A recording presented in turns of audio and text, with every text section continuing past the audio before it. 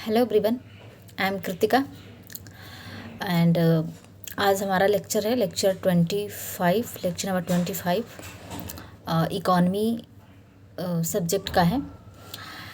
तो इसमें पहला जो लेक्चर है हमारा, इसमें पहला जो टॉपिक है यानी पहला चैप्टर भी कह लो, नया चैप्टर है वैदेशिक क्षेत्र, एक्सटर्नल सेक्टर। तो वैदेशिक जो क्षेत्र है इसके 3 पार्ट होते हैं। इसको 3 पार्ट में हम बांट कर पढ़ते हैं। पहला जो है पीओपी है, जिसको बैलेंस ऑफ पेमेंट कहते हैं, भुगतान शेष भी कहते हैं हिंदी नाम। एंड जो है विदेशी विनिमय दर है दूसरा, और तीसरा जो है वो है विदेशी व्यापार। तो इन 3 पार्टों में जो है एक्सटर्नल सेक्टर बटा हुआ है। तो जो एक्सटर्नल सेक्टर को देखें तो जो मतलब एक्सटर्नल सेक्टर मतलब अंतर्राष्ट्रीय स्तर पर जो है कार्य करना, अंतर्राष्ट्रीय स्तर पर वस्तुओं को लेना और देना, अंतर्राष्ट्रीय व्यापार करना। तो किसी भी देश की अर्थव्यवस्था के लिए अंतर्राष्ट्रीय जो व्यापार होता है दूसरे देशों से, अंतर्राष्ट्रीय जो लेन देन होता है, व्यापार होता है, किसी भी अर्थव्यवस्था की आर्थिक समृद्धि की जो है कुंजी होता है, आर्थिक समृद्धि के लिए महत्वपूर्ण होता है किसी भी देश की अर्थव्यवस्था के लिए। और जो है जब तक अंतर्राष्ट्रीय व्यापार नहीं होगा उस देश की जो है आर्थिक समृद्धि उस स्तर पर नहीं हो पाएगी जिस स्तर पर होना चाहिए। तो इस वजह से जो है कि जो एक्सटर्नल सेक्टर है इसमें अंतर्राष्ट्रीय स्तर पर जो है मुद्रा के लेन देन को, किसी भी देश की अर्थव्यवस्था में जो है उसकी अर्थव्यवस्था की जो आर्थिक क्रियाएं होती हैं, जब उस देश की आर्थिक क्रियाएं जब होती हैं, मुद्रा का लेन जो है आर्थिक क्रियाएं जो है लेन देन के रूप में होती हैं, विदेशी मुद्रा के रूप में जो है आर्थिक क्रियाएं होती हैं, तो उसी को हम जो है वैदेशिक क्षेत्र कहते हैं, एक्सटर्नल सेक्टर कहते हैं। मतलब जिस देश में देश की आर्थिक क्रियाएं और उसका जो आर्थिक क्रियाएं जो होती हैं और मुद्रा का जो लेन देन होता है, विदेशी मुद्रा के अंतर्गत जो है उसमें लेन देन होता है, तो उसी को हम जो है वैदेशिक क्षेत्र कहते हैं। एंड जो है वर्तमान समय में जो है हम देखें तो वैश्वीकरण का युग है। तो इस वैश्वीकरण के युग में संसाधनों की इतनी मांग हो गई है, जैसे जैसे लोगों की, जैसे जैसे देश की जनसंख्या बढ़ी उससे वैसे वैसे जो है संसाधन, रिसोर्सेज जो है उस हिसाब से सप्लाई नहीं, आपूर्ति नहीं हो पा रही है कि उनकी जो है ज़रूरतों को पूरा किया जा सके। तो इस वैश्वीकरण के युग में जो है संसाधनों की इतनी मांग है कि इस बढ़ती गतिशीलता को देखते हुए, संसाधनों की गतिशीलता को बढ़ाने के उद्देश्य से हमें जो अंतर्राष्ट्रीय व्यापार हमारे लिए जो एक अच्छा विकल्प साबित होता है, जिससे कि हम जो है अपने देश की जो है जनसंख्या के रिसोर्सेज की जो आवश्यकताएं हैं, रिसोर्सेज की जो कमियां हैं, उसको हम पूरा कर सकते हैं अंतर्राष्ट्रीय व्यापार के थ्रू। तो ये जो यही एक्सटर्नल सेक्टर है कि जिस देश में जो उसकी जो आर्थिक क्रियाएं होती है, मुद्रा का जो लेन देन होता है विदेशी मुद्रा के अंतर्गत होता है, उसी को हम एक्सटर्नल सेक्टर कहते हैं। तो पहला जो एक्सटर्नल सेक्टर का पार्ट है वो जो बीओपी है, बैलेंस ऑफ पेमेंट कहते हैं, इसको भुगतान शेष भी कहते हैं। तो बैलेंस ऑफ पेमेंट जो है यह किसी भी देश की जब कोई देश किसी शेष विश्व के साथ जो है नहीं, जब मतलब एक अवधि होता है, निश्चित अवधि होता है, चाहे एक वर्ष की अवधि में कोई भी देश एक निश्चित अवधि या फिर 1 वर्ष की अवधि में दूसरे देशों के साथ जो है मतलब शेष विश्व के साथ कह लो या फिर दूसरे देशों के साथ जो है जब मुद्रा का लेन देन करता है और जो है जो अपनी आर्थिक क्रियाएं करता है, मौद्रिक स्तर पर कार्य करता है, तो उसका जो मौद्रिक लेन देन का जो रिकॉर्ड होता है वो बीओपी के अंतर्गत ही रखा जाता है। तो बीओपी ये सभी लेन देन का जो है रिकॉर्ड्स रखता है, चाहे वो देश का कोई निवासी क्यों ना हो, देश का कोई भी निवासी, चाहे कोई भी निवासी शेष विश्व के साथ जो है मुद्रा का लेन देन करता है, तो उसका जो रिकॉर्ड है वो बीओपी के अंतर्गत रखा जाएगा। तो बीओपी यही है कि किसी भी एक देश की अर्थव्यवस्था का एक वर्ष में जो है उस देश के द्वारा अंतर्राष्ट्रीय स्तर पर किए गए लेन देन का मौद्रिक रिकॉर्ड जो है बीओपी के अंतर्गत रखा जाता है। और बीओपी जो है 3 प्रकार के मतलब बीओपी के अंतर्गत जो है इसमें जो है 3 प्रकार के जो है 3 प्रकार के जो स्तर जुड़े होते हैं। पहला जो होता है वस्तुओं के आयात निर्यात, और दूसरा जो होता है अंतर्राष्ट्रीय स्तर पर जो परिसंपत्तियों के क्रय विक्रय से, एंड जो है तीसरा जो होता है अनुदान, ऋण और निवेश और रेमिटेंस। तो ये तीन जो पॉइंट्स हैं, इन तीन बिंदुओं से संबंधित जो लेन देन किए जाते हैं उन सभी का रिकॉर्ड जो बीओपी के अंतर्गत रखा जाता है। तो जो बीओपी है और जो भुगतान शेष है, भुगतान शेष के अंतर्गत जो इसको हम जो है डबल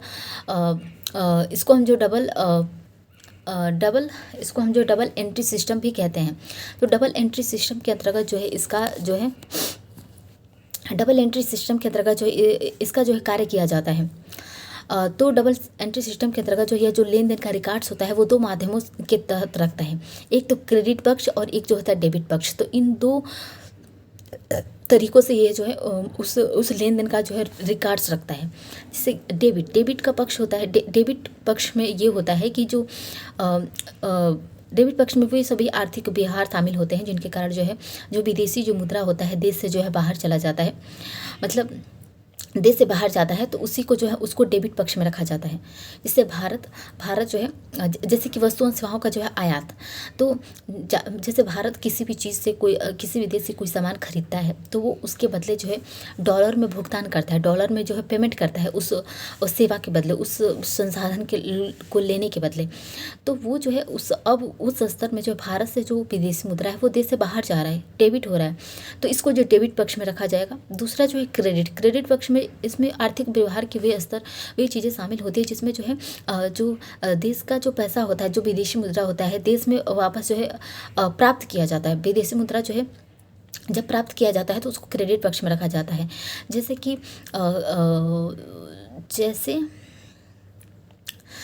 कि वस्तुओं सेवाओं का निर्यात, तो जब भारत किसी चीज़ का अपने मान लो दाल हो गया, दाल अपने देश से जो बेचता है, किसी दूसरे देश को दे रहा है, निर्यात कर रहा है, तो उसके बदले जो वो देश जो है भारत को डॉलर में भुगतान करेगा, डॉलर में पैसे देगा उस सेवा के बदले। तो वो जो है भारत अब उस स्तर पर जो भारत में विदेशी मुद्रा आ रहा है, इंटर कर रहा है, तो वो जो उसको क्रेडिट पक्ष में रखा जाएगा। तो अब हम भुगतान शेष की जो है संरचना की बात करें तो भुगतान शेष दो प्रकार का होता है। एक तो करेंट अकाउंट चालू खाता होता है, एक जो होता है कैपिटल अकाउंट जिसको हम पूंजी खाता कहते हैं। तो ये दो प्रकारों में जो है भुगतान शेष बटा हुआ है। पहला जो चालू खाता है, चालू खाता जो होता है यह वह खाता होता है जिसमें जो है दृश्य और अदृश्य दोनों प्रकार की जो है जो चीज़ें होती हैं, मदें होती हैं, जो वस्तुएं सेवाएं होती हैं, दृश्य और अदृश्य दोनों प्रकार की जो इसमें मदें जो होती हैं शामिल होती हैं, संबंधित होता है। और इसके जो है इसके अंतर्गत जो है वस्तुओं सेवाओं और एवं जो है चालू हस्तांतरण के जो है लेन देन का रिकॉर्ड्स रखा जाता है। तो चालू खाता के अंतर्गत जो है किसी भी प्रकार की वस्तु सेवा और चालू हस्तांतरण का जो है रिकॉर्ड्स को जो है संग्रहित किया जाता है। एंड जो है दृश्य मदों से मतलब दृश्य मदों का मतलब होता है कि जिसको जो है जो दृश्य मदें वो वे होती हैं जिनको पोर्ट जो बंदरगाह होते हैं जिन पर उनको जहाँ उनको रिकॉर्ड किया जा सकता है, उनको दृश्य मदें कहते हैं, जिनका कोई भौतिक अस्तित्व होता है। तो दृश्य मदों का जो एक भौतिक अस्तित्व होता है उनको जो है एक स्थान से दूसरे स्थान पर रखा जा सकता है। तो और जो अदृश्य मदें होती हैं इनको जो है पोर्ट जो बंदरगाह होता है उन पर रिकॉर्ड्स नहीं किया जा सकता है। ये जो है इनका कोई भौतिक अस्तित्व नहीं होता है। तो अदृश्य मतलब सेवा जो होता है वो तो अदृश्य होता है, सेवा कोई भौतिक वस्तु नहीं है। और जबकि जो सेवा एंड जो है जो दृश्य मदें हैं, दृश्य मदों में वस्तुएं आ जाएंगी। तो वस्तुएं तो होती हैं, दृश्य होती हैं, उनका भौतिक अस्तित्व होता है वस्तुओं का। तो इस प्रकार जो दृश्य और अदृश्य मदें होती हैं चालू खाता में। एंड जो चालू खाता है इसमें जो है चालू खाते की स्ट्रक्चर की बात करें तो चालू खाता दो प्रकार का होता है। एक दृश्य मदें दृश्य मदों को जिसको हम जो है व्यापार खाता भी कहते हैं। एंड जो है अदृश्य मदों को के तीन प्रकार हैं, कारक सेवाएं, गैर कारक सेवाएं और चालू हस्तांतरण। तो ये जो है अदृश्य मदों के जो है एग्जाम्पल्स हैं। और जो है दृश्य मदें यानी व्यापार खाते की बात करें तो ये जो है जो दृश्य जो मदें हैं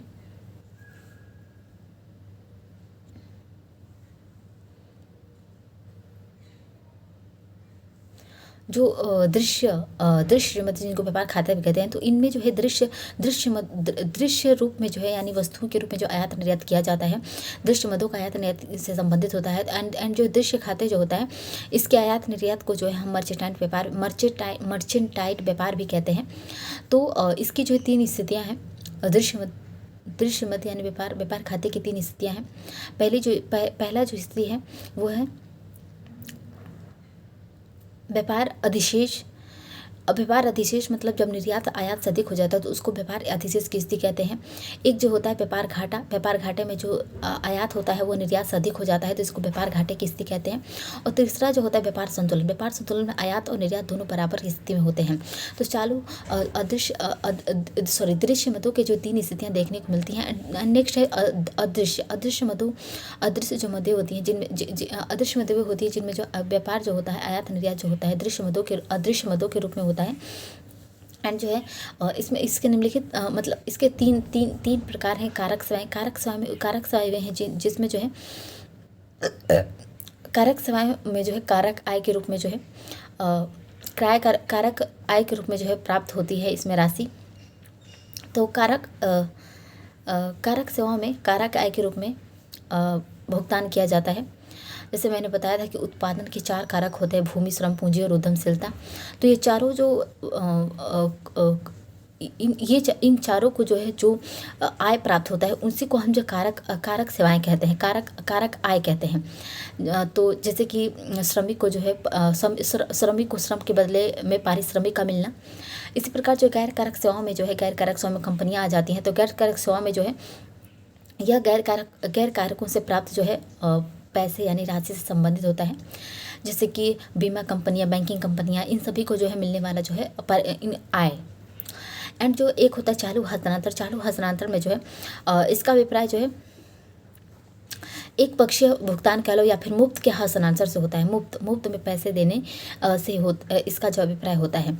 एंड जो है यह जो है एक पक्षीय भुगतान के रूप में इसको देखा जाता है। चालू हस्तांतरण को एक पक्षीय भुगतान किया जाता है इसमें, जैसे कि अनुदान देना या फिर रेमिटेंस। तो अनुदान जो होता है एक अनुदान जो दिया जाता है देशों के द्वारा वो किसी प्रकार का ऋण नहीं होता है, एक प्रकार की सेवा होता है, दान दे दिया जाता है। अनुदान मतलब वो फिर राशि वापस लेने का जो है कोई उसमें जो है वो नहीं रहता है।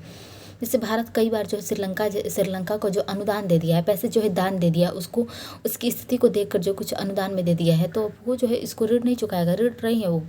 इसी प्रकार रेमिटेंस भी एक प्रकार का चालू हस्तांतरण ही है, एक पक्षीय भुगतान ही है।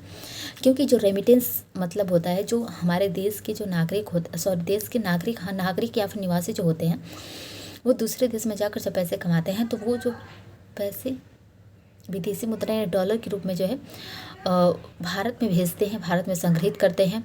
तो वो जो है एक पक्षीय भुगतान ही होता है। तो वो जो है उसी को हम रेमिटेंस कहते हैं। तो एंड जो इसी प्रकार हम देखें भुगतान शेष को, तो भुगतान शेष में अदृश्य जो है खाते का शेष में देखें तो इसमें आ जाएगा कारक सेवाओं का शेष, गैर कारक सेवाओं का शेष और चालू हस्तांतरण का शेष। इसी प्रकार जो है चालू हस्तांतरण के शेष को देखें तो चालू हस्तांतरण के शेष में जो अदृश्य खाते का शेष आ जाएगा और इसमें व्यापार शेष आ जाएगा। एंड इसी प्रकार जो है हम देखें तो चालू खाते के अधिशेष की जो है इसकी जो 3 स्थितियाँ देखी जाती है चालू खाते के अधिशेष की, एक धनात्मक, एक ऋणात्मक, एक संतुलित स्थिति। इसी प्रकार धनात्मक स्थिति में देखें तो धनात्मक स्थिति जो होता है, धनात्मक स्थिति कब होती है जब कुल आयात जो होता है निर्यात से अधिक हो कुल जब निर्यात होता है, निर्यात जब आयात से अधिक हो जाता है तो उसको हम अधिशेष यानी धनात्मक की स्थिति कहते हैं। तो इसको हम कहते हैं कि चालू खाता जो है अधिशेष की स्थिति में है, अधिक की स्थिति में है। एंड दूसरा जो होता है ऋणात्मक स्थिति में जब आयात अधिक हो जाता है निर्यात से तो उसको ऋणात्मक स्थिति में कहते हैं। तो इसी को हम चालू खाता घाटा कहते हैं। जब किसी भी देश का जो है निर्यात से ज़्यादा आयात करने लगता है देश, तो उसको जो चालू खाते घाटे की स्थिति में चला जाता है, CAD की स्थिति में चला जाता है। एंड जो इसी प्रकार जो एक संतुलित स्थिति होता है, संतुलित स्थिति में आयात और निर्यात दोनों बराबर की स्थिति में होते हैं। तो चालू खाता घाटे को कुल आयात मूल्य माइनस कुल निर्यात मूल्य को जो है के अंतर को जो हम चालू खाता घाटा कहते हैं। एंड जो है इसी प्रकार जैसे देखें एग्जांपल्स, फॉर एग्जांपल देखें तो भारत ऐसे एक ऐसा देश है जो चालू खाते घाटे की स्थिति में रहता है हमेशा, क्योंकि भारत जो है सबसे अधिक जो है आयातक देश, मतलब निर्यात से ज़्यादा आयात करता है भारत। तो इसीलिए जो है हमेशा चालू खाते घाटे की स्थिति में इसकी रहती है, इसकी कभी आर्थिक की स्थिति में नहीं हुई, क्योंकि भारत अपनी जो आयात आवश्यकताओं का जो है लगभग 80% जो है कच्चा तेल जो होता है, आयात का लगभग 80% वो भी कच्चा तेल दूसरे देशों से आयात करता है। तो भारत कच्चे तेल के आयात की वजह से ही जो है हमेशा जो चालू खाते घाटे की स्थिति में रहता है। एंड इसी प्रकार चाइना जैसे देश, अमेरिका जैसे देश जो है ये अधिक की स्थिति में रहते हैं। ये जो है देश जो होते हैं आयात कम करते हैं और निर्यात अधिक करते हैं। तो इस वजह से ये एग्जाम्पल्स था। इस प्रकार जो चालू खाते घाटे में वृद्धि कैसे होती है, इनका चालू खाते घाटे बढ़ने के कारण क्या है? तो चालू खाता बढ़ने के 2 कारण होते हैं। एक तो होता है आयात, जो आयात मूल्य होता है, आयात बिल में जो है वृद्धि हो जाती है, तब चालू खाते घाटे की स्थिति आ जाती है। और जब निर्यात बिल में कमी आ जाती है तो भी जो है चालू खाते घाटे में जो है वृद्धि हो जाती है। तो इन दोनों कारणों से जो है CAD में वृद्धि देखने को मिलता है। तो आयात बिल में वृद्धि कैसे होती है? तो आयात बिल में वृद्धि होती है वस्तुओं और सेवाओं के जो है आयात से, वस्तुओं और सेवाओं के आयात में जब वृद्धि होती है तो आयात बिल में वृद्धि हो जाती है। एंड जो यह कच्चे तेल की कीमतों में जब वृद्धि होती है तो भी जो है आयात बिल में वृद्धि हो जाती है। एंड वैश्विक स्तर पर जो विश्व के स्तर पर जब आपूर्ति जो श्रृंखलाएँ होती हैं, वो आपूर्ति श्रृंखलाएँ जब बाधाएँ आ जाती हैं, जैसे कि जो संसाधनों रिसोर्सेज अंतर्राष्ट्रीय स्तर पर जो है अनुपलब्ध हो जाते हैं, तो भी जो है आयात बिल में जो है वृद्धि हो जाती है। जैसे कि रूस से यूक्रेन युद्ध जब हो रहा था तो उस समय जो है वैश्विक स्तर पर जो है आपूर्ति जो श्रृंखलाएँ थी, संसाधनों की, रिसोर्सेज की जो आपूर्ति थी, वो जो है उसमें बाधाएं हो गई थी। इस वजह से जो आयात मूल्य था, उन चीज़ों के आयात करना जो और अधिक महंगा हो गया था, क्योंकि वो चीज़ें रूस यूक्रेन युद्ध से पहले जैसे उपलब्ध थी, वो रूस यूक्रेन युद्ध के बाद जो चीज़ें उपलब्ध नहीं हो पाई। तो इस वजह से जो है ये इस प्रकार के वैश्विक स्तर पर वैश्विक स्तर पर जो घटनाएं होती हैं, इनसे जो है आपूर्ति श्रृंखलाएं बाधित होती हैं, तो भी आयात बिल में वृद्धि हो जाती है। एंड एक जो है कई बार भू राजनीतिक जो परिस्थितियां होती हैं देश की, वो सही नहीं होती है, तो उस वजह से भी जो आपूर्ति में कमी आ जाती है। तो इस वजह से जो है जब आयात बिल में वृद्धि हो जाती है तो चालू खाते घाटे में वृद्धि देखने को मिलता है।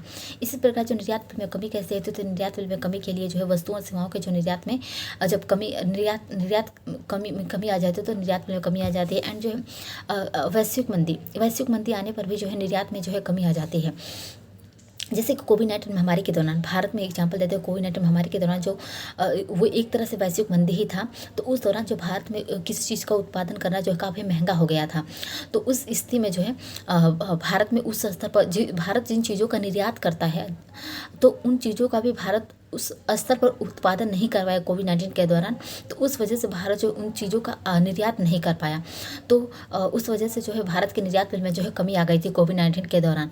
एंड इस वजह से घरेलू उत्पादन में जो है गिरावट हो जाती है। तो घरेलू उत्पादन में गिरावट के कारण जो है ऐसी इसे देखने को मिलती है। एंड इस वजह से वैश्विक स्तर पर जो कठोर प्रतिस्पर्धा हो जाती है कई देशों से भारत का जो है, जैसे कि बांग्लादेश से जो है बांग्लादेश से जो है कभी ऐसी स्थिति हो जाए, कठोर प्रतिस्पर्धा हो जाए, तो उस स्थिति में भी जो है ऐसा देखने को मिलता है।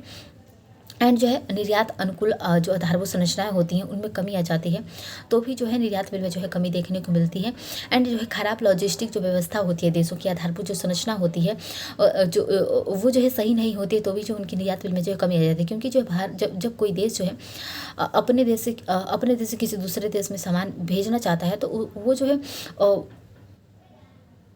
उसकी जो लॉजिस्टिकता होती है, जो कि समय अवधि होती है, उच्च गुणवत्ता और समय पर जो है सामान को पहुंचाना, उस प्रकार की व्यवस्था नहीं हो पाती। उसकी लॉजिस्टिक संरचना जो होती है वो सही नहीं होती। इस वजह से भी कोई देश जो उसे निर्यात नहीं करना चाहता है, तो मतलब तो इस वजह से भी जो है आयात नहीं कर पाता है, तो इस वजह से भी जो उस देश की जो निर्यात में जो है कमी आ जाती है। तो ये जो तो कारण है जिससे कि किसी भी देश की सीएडी में जो वृद्धि हो जाती है। एंड जो सीएडी को नियंत्रित कैसे किया जा सकता है, तो चालू खाते घाटे को नियंत्रित करने के लिए हमें इसके लिए भी दो कारण है। पहले तो हमें आयात बिल में जो है कमी करना पड़ेगा, एंड दूसरा निर्यात बिल में जो है वृद्धि करना पड़ेगा, तो हम जो है सीएडी पर नियंत्रण कर सकते हैं। तो आयात बिल में कमी कैसे किया जा सकता है, तो आयात बिल में कमी तभी किया जा सकता है जब जो है ऊर्जा के जो गैर परंपरागत स्रोत हैं, ऊर्जा के गैर परंपरागत स्रोतों की जो है स्रोतों को अपने देश में जो है उत्पादित करना, अपने देश में ही उत्पादित करना, आत्मनिर्भर बनने की जो कोशिश करना। क्योंकि भारत जो ऊर्जा के जो गैर परंपरागत स्रोत होते हैं उनका जो दूसरे देशों से आयात करता है। इसी प्रकार जो निर्यात बिल में वृद्धि कैसे कर सकते हैं, तो निर्यात बिल में वृद्धि के लिए हमें जो निर्यात अनुकूल घरेलू उत्पादन को जो है बढ़ावा देना पड़ेगा, उसमें वृद्धि करना पड़ेगा। तो हम जिस चीज़ में ज़्यादा समग्र हैं, जिस चीज़ में ज़्यादा हम अच्छे हैं, उस चीज़ में जो है उस देश को जो है अधिक लागत लगाकर उस क्षेत्र में और अधिक उत्पादन को बढ़ाना चाहिए, जिससे कि उसके जो है उत्पादन अधिक हो और वो उस चीज़ का निर्यात कर पाए। एंड इसी प्रकार जो हमारे पास जो उपभोग की जो वस्तुएं हैं, उपभोग की वस्तुओं पर जो है कि आयात पर जो है नियंत्रित करके जो हम आयात बिल में कमी कर सकते हैं। क्योंकि जो हमारी उपभोग की जो वस्तुएं हैं उनको उपभोग करने के लिए हम देश में जो है उत्पादन करने की कोशिश कर सकते हैं। एंड नेक्स्ट है आयात जो है बाधाओं के द्वारा भी आयात बिल में जो है कमी की जा सकती है। आयात बाधाओं जैसे कि टैरिफ और नॉन टैरिफ। टैरिफ एक जो है आयात पर लगाया जाने वाला जो है एक टैक्स होता है, शुल्क होता है। एक नॉन टैरिफ होता है, नॉन टैरिफ भी जो है एक जो है नॉन टैरिफ भी एक प्रकार का जो है टैक्स होता है, शुल्क होता है। एंड इसी प्रकार जो है टैरिफ और नॉन टैरिफ प्रकार के जो है शुल्कों के द्वारा जो है आयात बिल पे जो है आयात पर जो है प्रतिबंध लगाया जा सकता है। एंड इसी प्रकार निर्यात बिल में वृद्धि निर्यात में जो है विविधता लाकर जो है किया जा सकता है। विविधता मतलब कि अपने देश में ही जो अलग अलग तरह के जो ऐसे चीज़ों को उत्पादन करने की कोशिश की जाए जिसको हम निर्यात कर सकें, अधिक मात्रा में उत्पादित कर सकें। इसी प्रकार जो निर्यातकों के लिए जो है बहुत ही कम ब्याज दर पर जो है ऋण देना। तो जो हमारे देश में अधिक मात्रा में जो उत्पादन करते हैं लोग, जो निर्यात करते हैं देश से दूसरे देश में भेजते हैं सामान, तो उनको जो है कम ब्याज दर पर अगर ऋण दिया जाता है तो वो जो है उस कम ब्याज दर पर ऋण को लेकर जो है उत्पादन करना शुरू कर देंगे, अधिक मात्रा में उत्पादन करना शुरू कर देंगे। जैसे कि सरकार द्वारा जो चलाई जाने वाली जो योजनाओं के द्वारा भी ऐसा किया जाता है। इसी प्रकार लॉजिस्टिक तंत्र की जो गुणवत्ता होती है, लॉजिस्टिक तंत्र की गुणवत्ता में सुधार करके भी निर्यात लागत में जो है कमी किया जा सकता है। तो इस प्रकार जो है हम चालू खाते घाटे को नियंत्रित कर सकते हैं। एंड इसी प्रकार पूंजी खाता जो होता है, पूंजी खाते में इसमें जो भुगतान शेष का वह हिस्सा जो होता है जो निवासियों तथा शेष विषयों के मध्य जो है किए जाने वाले उन सभी जो है आर्थिक लेन देन का जो रिकॉर्ड रखता है। तो ये जो है कोई निवासी कोई दूसरे देश से जो है लेन देन करता है अंतर्राष्ट्रीय स्तर पर, तो उन सभी चीज़ों का आर्थिक जो रिकॉर्ड्स होता है वो पूंजी खाते के अंतर्गत ही जो है रखा जाता है, जिनमें जो परिसंपत्तियों के स्वामित्व में परिवर्तन होता है। एंड जो है इसमें इसके अंतर्गत जो पूंजी खाता जो है पूंजी खाता जो होता है पूंजीगत वस्तुओं के लेन देन से संबंधित नहीं होता है, बल्कि जो है पूंजी के प्रवाह से संबंधित होता है। तो इसमें जो पूंजी का मतलब ये नहीं है कि इसमें मशीन जैसे जो पूंजी का मतलब होता है जो मशीन हो गया, मतलब मशीन जो एक पूंजी है, मतलब ऐसा चीज़ जिससे जो है किसी चीज़ का उत्पादन किया जा सके, उत्पादन मात्रा में बढ़ावा दिया जा सके, तो वो जो है पूंजी होता है। तो इस प्रकार जो इसमें भौतिक पूंजी शामिल नहीं होता है, बल्कि इसमें जो है पूंजी के प्रवाह से संबंधित होता है पूंजी खाता।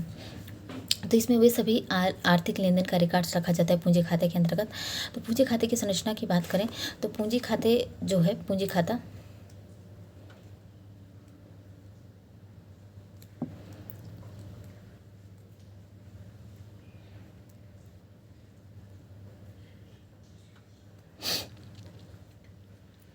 पूंजी खाता के 3 प्रकार, एक विदेशी निवेश, एक उधार होता है और एक अन्य जमाएं होती हैं।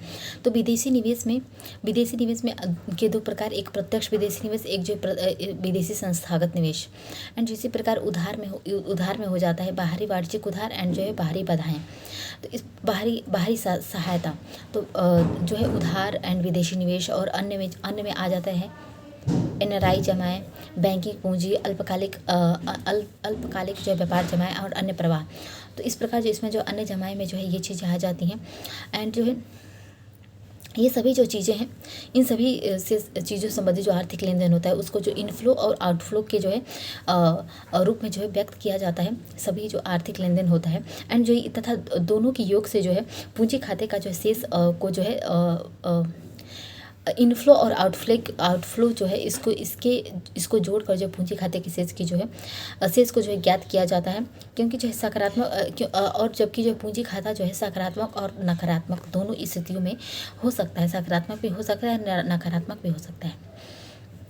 एंड इसी प्रकार जो है भुगतान शेष का जो है चालू खाता जो होता है, चालू खाता जो है जब शुद्ध निर्यात के कारण जो है चालू खाता घाटा जो है जब निर्यात अधिक की किस्ती में रहता है, चालू खाता घाटा जब धनात्मक किस्ती में रहता है, मतलब शुद्ध निर्यात के कारण होता है, तब उस समय उसमें जो है राष्ट्रीय आय में जो परिवर्तन को दिखाता है, राष्ट्रीय आय में वृद्धि को दिखाता है।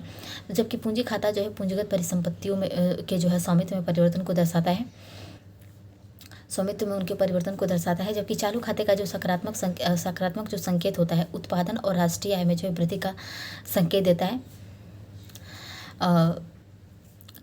तो जब चालू खाता जब सकारात्मक हिस्से में रहता है तो उससे देश में उत्पादन और राष्ट्रीय आय में वृद्धि होती है। जबकि पूंजी खाते का जो सकारात्मक शेष जो है देयताओं में जो है वृद्धि को जो है दर्शाता है, देयताओं में जो है वृद्धि को दर्शाता है। एंड इसी प्रकार जो कभी कभी व्यापार जो खाते हैं, व्यापार खाते में जो है वृद्धि अर्थव्यवस्था के लिए जो है सकारात्मक हो सकती है यदि जो पूंजीगत वस्तुओं के जो आयात में जो वृद्धि के कारण हो। तो पूंजीगत वस्तुओं में जो आयात जो वृद्धि होता है तो इस स्थिति में अर्थव्यवस्था की जो स्थिति होती है वो सकारात्मक हो सकती है।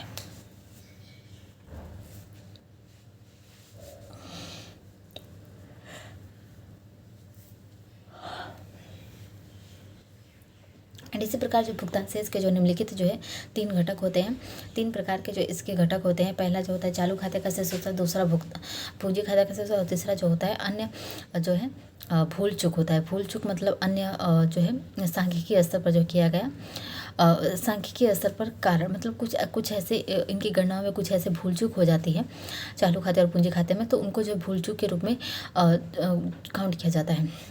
तो इन तीनों घटकों के कारण जो संपूर्ण शेष की जो है गणना की जाती है, भुगतान शेष की गणना की जाती है तीनों घटकों के रूप में, जिसके परिणाम स्वरूप जो भुगतान शेष जो है ऋणात्मक या धनात्मक दोनों स्थितियों में हो सकता है।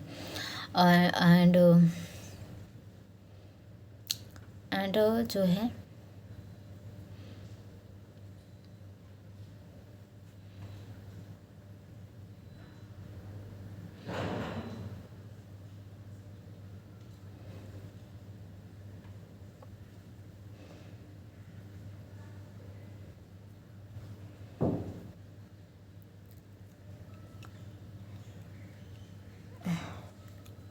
हो गया है सब।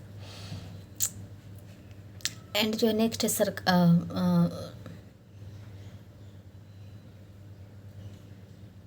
सरकारी निधि खाता। सरकारी निधि जो खाता है भुगतान शेष का जो है भुगतान शेष का जो संपूर्ण शेष होता है वो जो है आरबीआई के जो सरकारी निधि खाते में जो है दर्शाया जाता है संपूर्ण शेष को। तो क्योंकि जो है भारत में विदेशी मुद्रा के जो है विदेशी मुद्रा के जो है कारकों का जो रख रखाव जो होता है वो आरबीआई के द्वारा ही किया जाता है। विदेशी मुद्रा का रख रखाव भंडारण जो होता है संरक्षण जो होता है वो आरबीआई ही होता है। एंड यदि सरकारी निधि खाते को जो भुगतान शेष के जो एक भाग के रूप में जो है दर्शाया जाता है तो भुगतान शेष सदैव संतुलित रहता है। एंड इसी प्रकार जो भुगतान शेष के जो संतुलित करने के उद्देश्य से जो सरकारी कोष में जो है वृद्धि को नकारात्मक किस्ती में और जो है कमी को जो है सकारात्मक किस्ती में जो है दर्शाया जाता है, ताकि जो है भुगतान शेष में जो है ऐसा गड़बड़ी ना हो जाए जैसे किसी की गणना में जो है कुछ ऐसे व्यवधान उत्पन्न हो जाए। एंड इसी प्रकार जो है इसी प्रकार जो बीओपी के अंतर्गत जो 2 प्रकार के मदों को जो है मदों का प्रयोग किया जाता है। अन्य 2 प्रकार की मदें भी इसमें शामिल होती है, जैसे कि स्वायत्त मदें। स्वायत्त जो मदें होती है इसका तात्पर्य जो उस आर्थिक लेन देन से होता है जिसका उद्देश्य जो है लाभ अर्जित करना होता है, लाभ कमाना होता है। इन्हें जो एबव द लाइफ आइटम्स भी कहते हैं। जबकि एक जो होता है समायोजक मदें। समायोजक मदें ये मदें जो होती है लाभ के विचार से स्वतंत्र होती हैं और इनका जो उद्देश्य समस्त गणना का जो है समायोजन करना होता है और इन्हें जो है बिलो द लाइफ आइटम्स भी कहते हैं। इस प्रकार जो है स्वायत्त मदें, असमायोजक मदें, तो ये जो 2 मदें होती हैं ये भी जो है इसमें शामिल होती हैं बीओपी के अंतर्गत। एंड जो है नेक्स्ट हम पढ़ेंगे विदेशी विनिमय दर। विदेशी विनिमय दर वैदेशिक क्षेत्र का दूसरा जो पार्ट है विदेशी विनिमय दर का है। विदेशी विनिमय दर जो है ये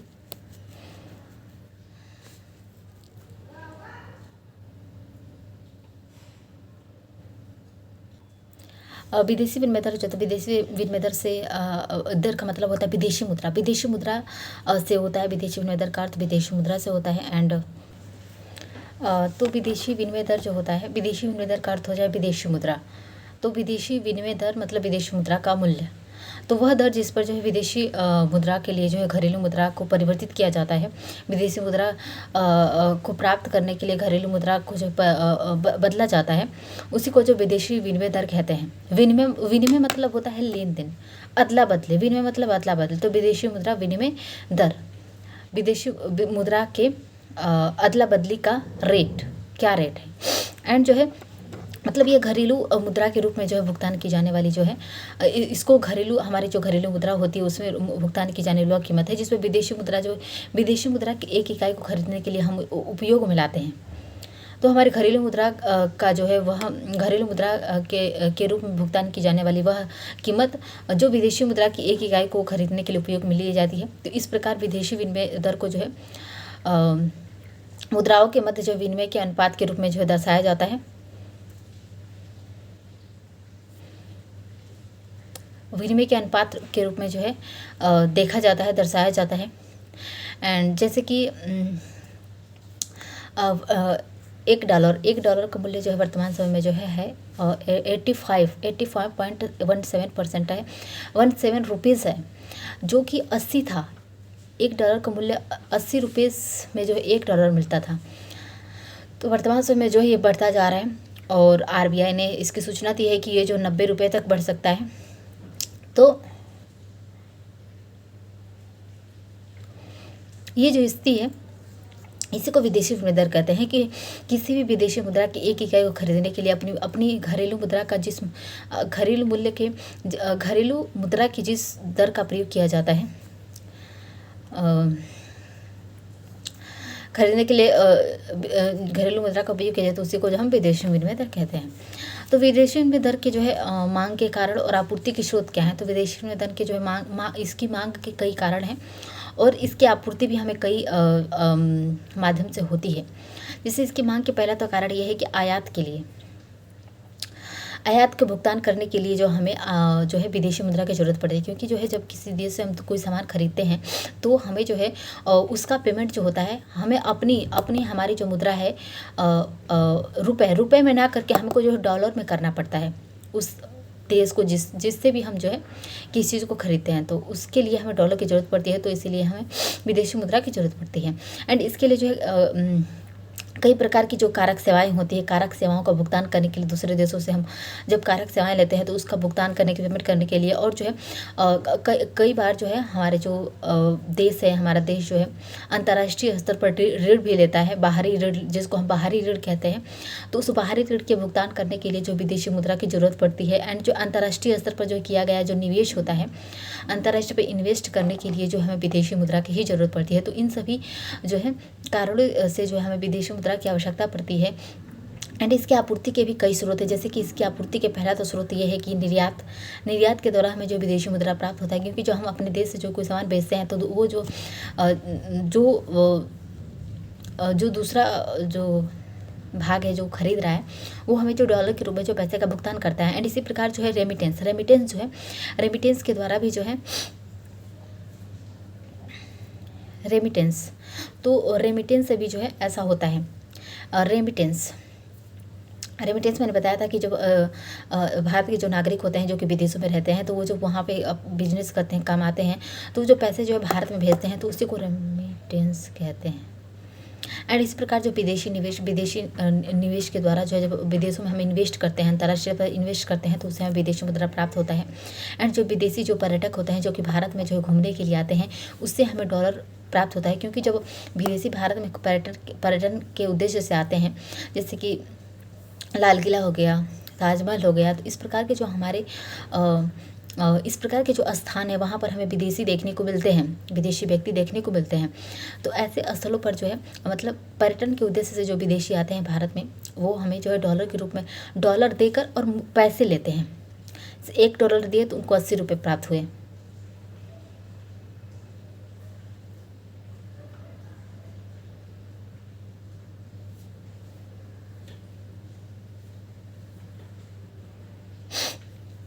तो इस प्रकार जो पर्यटन के उद्देश्य से भारत में आते हैं।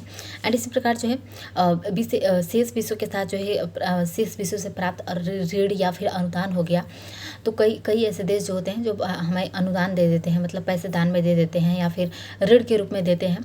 तो वैसे में विदेशी मुद्रा प्राप्त होती है। जब अंतर्राष्ट्रीय ऋण लेते हैं या फिर अनुदान प्राप्त होता है, तो उससे विदेशी मुद्रा प्राप्त होती है। एंड जो है, तो इस प्रकार जो है हमें इन सभी माध्यमों से हमें विदेशी मुद्रा प्राप्त होती है। और विदेशी मुद्रा की मांग के जो है कारण के भी बारे में हमने देखा। तो मुद्रा के मूल्यह्रास पढ़ेंगे। तो मुद्रा का मूल्यह्रास का मतलब होता है जब घरेलू मुद्रा का मूल्य जो होता है विदेशी मुद्रा की तुलना में जो है बाजार पे कुछ व्यवधान के कारण, बाजार की शक्तियों के कारण जो है कम हो जाता है, तो उसे जो मुद्रा का मूल्यह्रास कहते हैं। तो इस स्तर पर जो मुद्रा का मूल्यह्रास इसी को कहते हैं जब जो है विदेशी मुद्रा की अपेक्षा घरेलू मुद्रा का मूल्य जो है कम हो जाता है। एंड इसके कारण क्या है? मूल्यह्रास के जो है मुद्रा के मूल्यह्रास के कारण कई होते हैं। मूल्यह्रास का पहला तो कारण ये होता है कि विदेशी मुद्रा की मांग में वृद्धि के कारण होता है और विदेशी और आपूर्ति में कमी के कारण। तो विदेशी मुद्रा में मांग में वृद्धि होती है और जब आपूर्ति में कमी होती है तो मुद्रा का मूल्यह्रास देखने को मिलता है। तो आपूर्ति में वृद्धि मांग में वृद्धि कैसे होती है? विदेशी मुद्रा की मांग में वृद्धि होती है आयात बिल में वृद्धि से। तो आयात बिल जब बढ़ जाता है तो हमें जो है अधिक डॉलर की ज़रूरत पड़ती है, विदेशी मुद्रा की ज़रूरत पड़ती है। तो उस वजह से जो है उस स्थिति में जो हमें विदेशी मुद्रा का जो मांग होता है वो बढ़ जाता है। एंड अंतर्राष्ट्रीय ऋणों के भुगतान करने में, कच्चे तेल की कीमत में जो वृद्धि होती है तो हमें जो है विदेशी मुद्रा की ज़रूरत पड़ती है, वृद्धि होती है। एंड भू राजनीतिक जो गतिविधियाँ होती हैं उनमें परिवर्तन के कारण जो है विदेशी मुद्रा की मांग में जो है वृद्धि होती है। एंड इसकी आपूर्ति में जो है कमी कैसे होती है? तो आपूर्ति में कमी के कारण भी जो मुद्रा के मूल्यह्रास देखने को मिलता है। आपूर्ति में कमी, जैसे कि निर्यात बिल में जो कमी आ जाती है, तो जो है आपूर्ति में कमी आ जाती है। विदेशी निवेश जो है जब कम हो जाता है, रेमिटेंस आना जब कम हो जाता है, वैश्विक मंदी की जब स्थिति आ जाती है और वैश्विक स्तर पर कठोर प्रतिस्पर्धा हो जाती है अन्य देशों से, तो उस स्थिति में भी जो है आपूर्ति में जो है कमी देखने को मिलती है। तो इस प्रकार जो है मुद्रा के मूल्यह्रास के दो कारण के बारे में हमने देखा कि आपूर्ति में कमी और जो है विदेशी मुद्रा की मांग में वृद्धि के कारण जो है मूल्यह्रास देखने को मिलता है। एंड इसी प्रकार से मुद्रा के मूल्यह्रास के नियंत्रण के उपाय के बारे में बात करें तो इसके दो नियंत्रण के उपाय, एक तो विदेशी मुद्रा की मांग में जो है कमी करना और आपूर्ति में वृद्धि करना। तो विदेशी मुद्रा की आपूर्ति में वृद्धि करना और विदेशी मुद्रा की मांग में कमी करके जो है हम मुद्रा के मूल्यह्रास को कम कर सकते हैं। तो विदेशी मुद्रा की जो है मांग में कमी कैसे कर सकते हैं? तो इससे जो है गैर जरूरी जो वस्तुएं हैं उनके आयात पर नियंत्रण लगाना। तो जो हमारे लिए एकदम नेसेसरी है कि उस चीज़ का हम आयात करेंगे, तभी हमें जो है आयात करना ज़रूरी है, तभी हम उसका आयात करना और जो है गैर ज़रूरी वस्तुओं के आयात पर जो प्रतिबंध लगाना। एंड इसी प्रकार जो आयात बाधाओं के कारण जो है आयात में जो है कमी करना। तो आयात बाधाओं मतलब कि टैरिफ और नॉन टैरिफ के द्वारा जो है शुल्क लगाकर, टैक्स लगाकर जो आयात पर अगर टैरिफ को बढ़ा दिया जाएगा तो लोग जो हैं, व्यापारी जो हैं, वो दूसरे देशों से सामान खरीदना बंद कर देंगे। तो इस प्रकार आयात बाधाओं के कारण और ऊर्जा के जो नवीकरणीय जो स्रोत हैं, नवीनीकृत जो स्रोत हैं, उनका जो है प्रयोग करना, ऊर्जा के नए स्रोतों का प्रयोग करना जिससे कि हम जो ऊर्जा के आयात को जो कम कर पाएंगे। एंड इसी प्रकार जो आवश्यक जो वस्तुएं आवश्यक वस्तुओं के उत्पादन में वृद्धि करके जो है हम मांग पर नियंत्रण रख सकते हैं, क्योंकि जब हम आवश्यक वस्तुओं के उत्पादन पर जो है में वृद्धि करेंगे तो हम उस आवश्यक वस्तु के उत्पादन में वृद्धि करेंगे तो हम उसका आयात नहीं करेंगे। तो आयात में जब कमी होगा आयात में जब कमी होगा तो मुद्रा की मांग भी विदेशी मुद्रा की मांग में भी कमी आ जाएगी। एंड विनिर्माण क्षेत्र में उत्पादन को प्रोत्साहित करके जो है हम, क्योंकि जो विनिर्माण क्षेत्र में जब उत्पादन बढ़ेगा तभी जो है विदेशी मुद्रा की मांग कम हो सकता है। एंड इसी प्रकार जो विदेशी मुद्रा की आपूर्ति में जो है वृद्धि कैसे कर सकते हैं, तो आपूर्ति में वृद्धि जो है निर्यात को प्रोत्साहन देके, निर्यात को बढ़ावा देके कर सकते हैं, क्योंकि जब हम निर्यात को बढ़ावा देंगे तो हमारे देश के जो व्यापारी हैं, कृषक हैं, वो उत्पादन पर अधिक जो है जोर देंगे, उत्पादन करने के लिए और अधिक जो है आकर्षित होंगे। एंड इसी प्रकार जो पर्यटन को बढ़ावा देकर पर्यटन की जो है हम जब हम अपने देश में जो ऐसे ऐसे पर्यटक स्थलों का निर्माण करेंगे जहाँ पर जो विदेशी लोग जो होते हैं वो जो है आएंगे, तो वो जो है हमें डॉलर देंगे और डॉलर लेकर आएंगे और हमें डॉलर देंगे और रुपए लेंगे, क्योंकि भारत में डॉलर का विनिमय तो नहीं होता है, लेकिन वो डॉलर से रुपए में कन्वर्ट कर लेते हैं, तभी वो भारत में जो है आवागमन यानी पर्यटक का लाभ उठाते हैं। एंड इसी प्रकार जो है हम रेमिटेंस को प्रोत्साहित करके, मतलब जो हमारे देश के प्रधानमंत्री हैं वो जो है विदेशों में भ्रमण करने इसी उद्देश्य से जाते हैं कि वो जो है रेमिटेंस को बढ़ावा दे सकें, कि उस देश में रह रहे जो है उस दूसरे विदेशों में रह रहे हमारे अपने देश के नागरिकों, अपने देश के निवासियों को ये प्रोत्साहित किया जा सके कि वो भारत में रेमिटेंस भेजें। तो इस प्रकार जो रेमिटेंस को प्रोत्साहित करके एनआरआई जमाओं में जो है एनआरआई जमाओं को आकर्षित करके तकनीक माध्यम से जो है निर्यात लागत को जो है कम करके और वैश्विक व्यापार को प्रतिस्पर्धा को बढ़ाकर जो है हम विदेशी मुद्रा की आपूर्ति को बढ़ा सकते हैं। तो विदेशी मुद्रा की आपूर्ति को बढ़ाकर और उसके मांग में जो है कमी करके हम जो है मुद्रा के मूल्यह्रास को कम कर सकते हैं। एंड इसी प्रकार जो समय के रुपए के मूल्यह्रास का जो अर्थव्यवस्था पर प्रभाव की बात करें तो इसका दो स्तर पर प्रभाव देखने को मिलता है, एक सकारात्मक एक नकारात्मक। इसका जो सकारात्मक प्रभाव है मूल्यह्रास से निर्यातकों को जो अधिक घरेलू मुद्रा प्राप्त होती है। तब जो मूल्यह्रास होता है उसे निर्यातक जो होते हैं, जो कि हमारे देश से जो है निर्यातक, मतलब जो हमारे देश में सामान भेजते हैं, उनको जो है उन निर्यातकों को जो है अधिक घरेलू मुद्रा जो है प्राप्त होता है।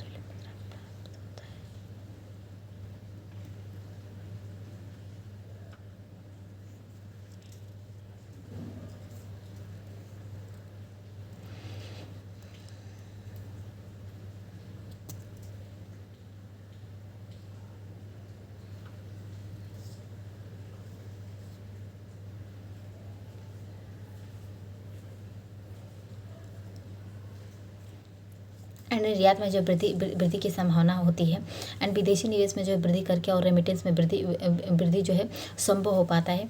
रेमिटेंस में वृद्धि संभव हो पाता है। मुद्रा के मूल्यह्रास का जो है सकारात्मक प्रभाव है, इसके नकारात्मक भी प्रभाव है, जैसे कि आयात मूल्य में वृद्धि हो जाती है। एंड मुद्रा के मूल्यह्रास से आयात में वृद्धि, कच्चे तेल की जो है लागत में जो है वृद्धि हो जाती है और जो है मुद्रास्फीति दर में वृद्धि देखने को मिलती है। अंतर्राष्ट्रीय जो है ऋणों के भुगतान में जो है ऋणों के भुगतान की लागत में वृद्धि होती है। सरकार के जो सब्सिडी खर्च में जो वृद्धि होने से जो है राजकोषीय घाटे में वृद्धि हो जाती है। तो इस प्रकार जो है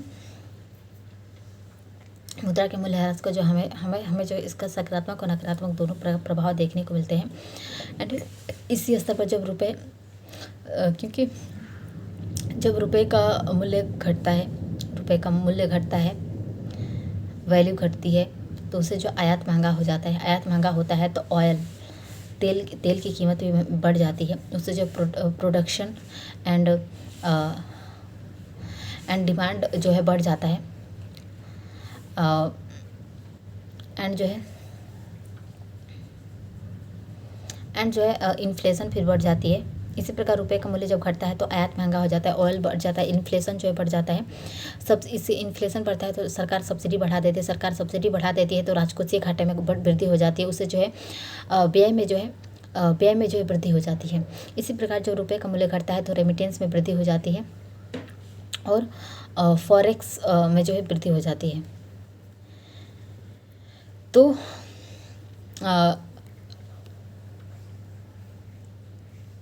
इसी क्रम में हमने देखा कि कैसे जो है मुद्रा के मूल्यह्रास से जो है हमें कैसे इसके सकारात्मक और नकारात्मक प्रभाव देखने को मिलते हैं।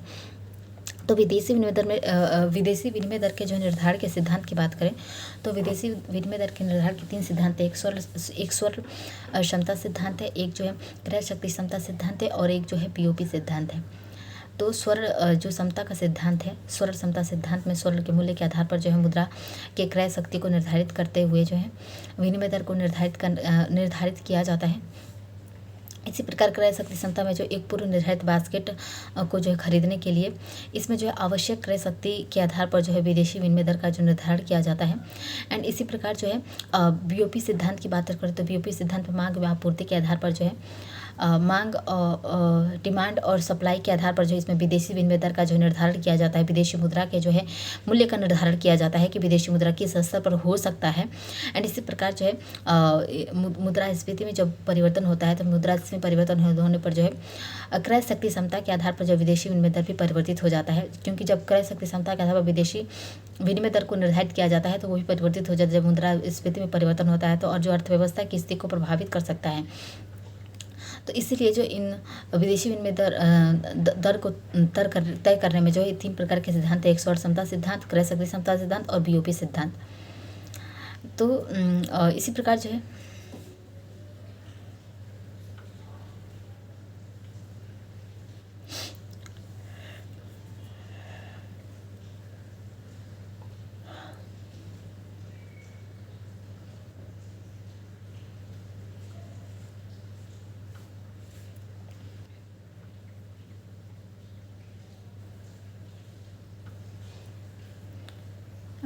इसी प्रकार हम देखें तो विदेशी विनिमय बाजार क्या होता है, तो वह बाजार जहाँ विभिन्न देशों की जो मुद्राओं का जो है क्रय विक्रय किया जाता है उसी को विदेशी विनिमय बाजार कहते हैं। अर्थात जो है विभिन्न वस्तुओं और विभिन्न मुद्राओं के जो व्यापार का जो है एक केंद्र होता है, एक बाजार के रूप में देखा जाता है। विभिन्न मुद्राओं के जो है यहाँ क्रय विक्रय किया जा सकता है, बेचा जा सकता है, खरीदा जा सकता है। एंड इसके जो निम्नलिखित कार्य होते हैं, जैसे कि पहला तो कार्य है उसका हस्तांतरण कार्य होता है। हस्तांतरण कार्य में विभिन्न देशों के बीच जो क्रय शक्ति का हस्तांतरण करना होता है, देशों के बीच क्रय शक्ति का हस्तांतरण करना होता है। एक साख कार्य होता है। साख कार्य में विदेशी व्यापार के लिए जो साख स्रोत का प्रावधान किया जाता है। एंड जो इसके लिए दूसरा जो है हीजिंग कार्य, मतलब जोखिम का कार्य। जोखिम कार्य में विदेशी विनिमय दर में जो होने वाले उतार चढ़ाव के जो है कारण उत्पन्न जो जोखिम होता है उससे जो बचाव के कार्य को जो हेजिंग कहा जाता है, क्योंकि जो विदेशी मुद्रा में जो है विदेशी मुद्रा का जो मूल्य है, विदेशी मुद्रा के मूल्य में जो है हमें परिवर्तन मतलब होता रहता है। विदेशी मुद्रा के जो है दर में परिवर्तन होता रहता है। तो परिवर्तन होने के क्रम में जो है उसे बचाव करने को जो हेजिंग कहते हैं। एंड इसी प्रकार जो विदेशी विनिमय बाजार के जो है बाजार में जो विश्लेषण के समय में जो महत्वपूर्ण भूमिका निभाता है बाजार जो होता है विश्लेषण करने के समय। और इस आधार पर जो विदेशी विनिमय बाजार के जो 2 प्रकार होते हैं, एक तो हाजिर बाजार होता है। तो हाजिर जो बाजार होता है स्पॉट मार्केट, इस बाजार में जो विदेशी मुद्रा का जो है क्रय विक्रय जो होता है दैनिक प्रकृति का होता है। दैनिक प्रकृति मतलब उस समय जो होता है उसी आधार पर होता है, अर्थात इसका जो भविष्य के लेन देन से कोई संबंध नहीं होता है। इस बाजार में जो निर्धारित विनिमय दर तत्कालिक प्रकृति की होती है। मतलब हाजिर बाजार में जो है जो मुद्रा का एक्सचेंज किया जाता है हाजिर बाजार में, जैसे कि डॉलर देकर रुपए लिया जाता है, तो इसको तत्काल में जो डॉलर का मूल्य होता है, जो रुपए का मूल्य होता है डॉलर के मुकाबले, उसको जो है हाजिर बाजार उस समय जो करेंट मूल्य जो रहता है उसी आधार पर लिया जाता है, दैनिक आधार पर लिया जाता है।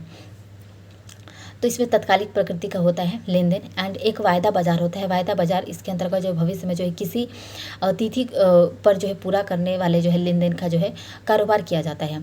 तो मतलब इस आधार पर जो है इस पर जो है अर्थात ऐसे लेन देन जिनमें जो सहमति तो वर्तमान में बन जाती है, परंतु जब जो है वास्तविक प्रक्रिया भविष्य की जो है तिथि पर जो है पूरी की जाती है, तो इस पर जो है पहले वो स्थिति बन जाती है कि हाँ कि मतलब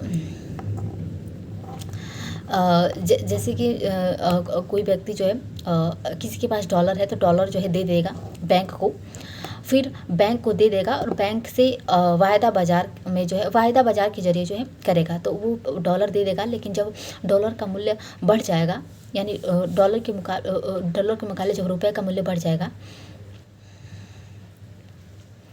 मतलब कि जब $1 का मूल्य जो है 90 रुपये हो गया, 100 रुपये हो गया, तो वो जो है अब अपने डॉलर को, अब वो जो है उस पैसे को अब ले लेगा जब बढ़ जाएगा। तो इसी को वायदा बाजार कहते हैं। तो वायदा बाजार के निम्नलिखित दो उद्देश्य होते हैं, एक तो हेजिंग होता है, एक सट्टा बाजार होता है। तो इसमें सट्टा दिया जाता है, और हेजिंग मतलब रुपये के जो है रुपये के विदेशी मुद्रा के जो है उतार चढ़ाव की स्थिति से बचने का भी प्रयास किया जाता है। तो नेक्स्ट मुद्रा का अवमूल्यन। मुद्रा के अवमूल्यन की बात करें तो मुद्रा के अवमूल्यन में जब किसी देश की जो है केंद्रीय बैंक द्वारा जो है अपने घरेलू मुद्रा का जो अवमूल्यन किया जाता है, क्योंकि हर देश के पास एक सेंट्रल बैंक होता है, तो उस बैंक के द्वारा जो मुद्रा का अवमूल्यन किया जाता है, विदेशी मुद्रा की तुलना में जो है घरेलू मुद्रा को, विदेशी मुद्रा की जो है तुलना में घरेलू मुद्रा को जो है कम कर दिया जाता है, तो उसी को जो है मुद्रा का अवमूल्यन कहते हैं। तो अवमूल्यन से जो है निर्यातकों को जो अधिक लाभ होता है, एंड अर्थात जो है निर्यात में जो है वृद्धि होने लगती है, यद्यपि जो इससे आयात महंगा हो जाता है।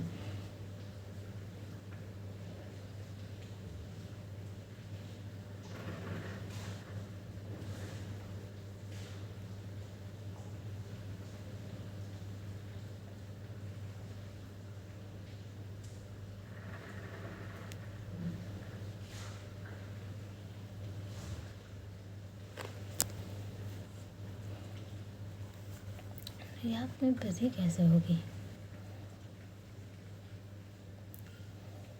निर्यात में वृद्धि होने लगती है, आयात महंगा हो जाता है।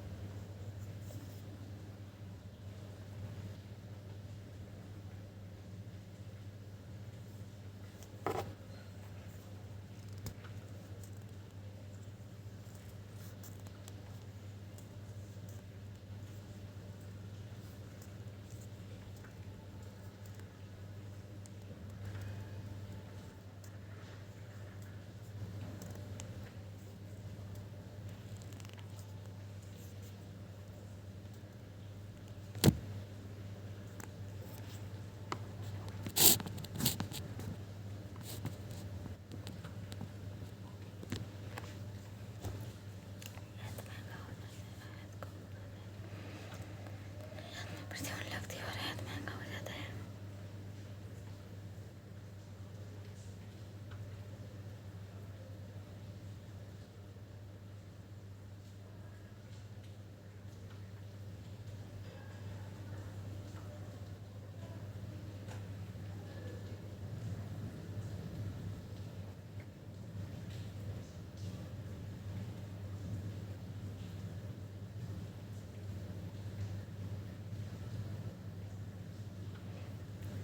तो अवमूल्यन के जो है दो प्रकार के प्रभाव पड़ते हैं। एक अवमूल्यन का करने का लाभ भी होता है और हानि भी होता है। तो इसके लाभ में होता है कि निर्यातकों को जो अधिक घरेलू मुद्रा जो है प्राप्त होता है। तो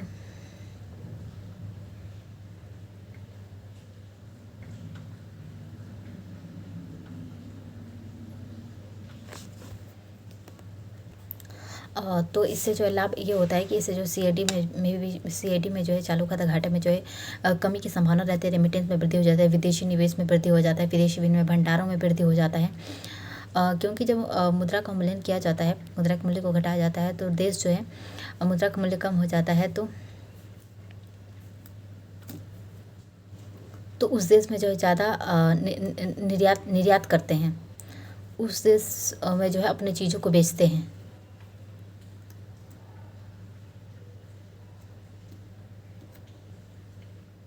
एंड इसका हानि ये होता है कि मुद्रास्फीति दर में जो वृद्धि के समान हो जाती है। अवमूल्यन के कारण जो व्यापारिक जो साझेदार देश होते हैं, देशों का जो निर्यात घटने लगता है। एंड परिणामस्वरूप उनका जो CAD में जो वृद्धि हो जाती है, और जो है इससे जो है विदेशी संबंधों में जो है कड़वाहट उत्पन्न हो जाती है।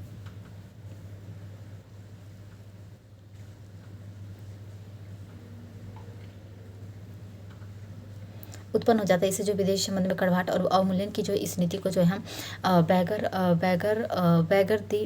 दी नेबर पॉलिसी भी कहते हैं। अवमूल्यन के कारण जो अंतर्राष्ट्रीय स्तर पर जो है मुद्रा की जो है साख घटने लगती है, और इससे जो है उस देश और उसकी मुद्रा पर जो विश्वास कम हो जाता है। ऐसे चीन के द्वारा जो अवमूल्यन किया जाता है, जिसका प्रभाव कैसे पड़ता है, तो चीन और भारत दोनों पर प्रभाव पड़ता है। चीन जो अवमूल्यन करता है तो उसके निर्यात में वृद्धि हो जाती है।